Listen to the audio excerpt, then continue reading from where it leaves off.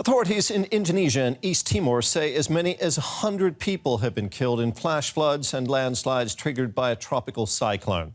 Heavy winds and torrential rain pounded a cluster of eastern Indonesian islands as well as neighboring East Timor. Emergency teams are struggling to reach some of the affected areas. A human chain to escape the raging waters. Rainstorms have triggered landslides and overflowing dams, leaving small communities inundated. Rescue workers use whatever resources are available to bring survivors to safety. The water has risen up to my head and it's still not stopping. We need help right away. Your village is cut off? Yes, the water has reached the second floor. The military, police, and disaster agencies are helping coordinate the emergency response. Indonesia's president has offered his condolences to the dead and called for vigilance. I urge everyone to follow the directions of local authorities regarding the danger of floods and landslides due to extreme rainfall. In neighboring East Timor, government offices were beset by the storm's effects. As for the moment, we are cleaning the mud because of the flood that happened in the vicinity of the presidential palace. Rescue efforts in both countries have been slowed by damaged bridges and roads and a lack of heavy equipment. The remoteness of some affected areas is also complicating operations to fully assess the damage. Let's cross straight over to Indonesia's capital now, where DW correspondent Prita Kusumaputri is monitoring developments for us. Prita, what is the latest on the flooding there in eastern Indonesia and East Timor? Yeah, at least 60 people were killed after a flash flood and landslides swept parts of East Nusa Tenggara province and the neighboring Timor-Leste, as official warns of more extreme weather events in the upcoming days. And the death toll is expected to rise as the disaster relief officials are still struggle to access the worst hit areas.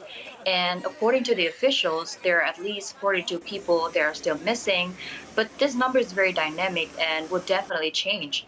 And across the region, the scared residents have flocked to temporary shelters and taken refuge at what was left of their homes. And there are at least 250 people were evacuated from the flash flood-stricken areas.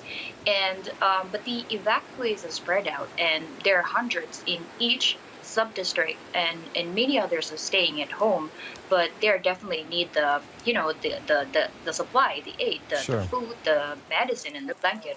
I wanted to ask you about that because some of the affected areas are quite remote. How difficult is it to get aid into those areas? Yeah, the mud and the continued extreme weather have made it difficult for the rescue team and the search team to find the trapped survivors, and the mud has washed over the homes, the bridges, the roads, and the strong waves have prevented the rescue team from accessing the hardest hit areas, and also the pounding rains challenge efforts to find any survivors.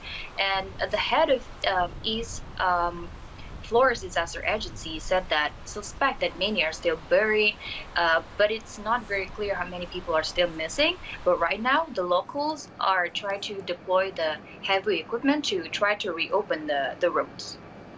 Now, we're at the end of the monsoon season. Is the flooding we're seeing right now seasonal, or is the flooding we're seeing a result of just the seasonal weather, or is it the result perhaps also of other factors?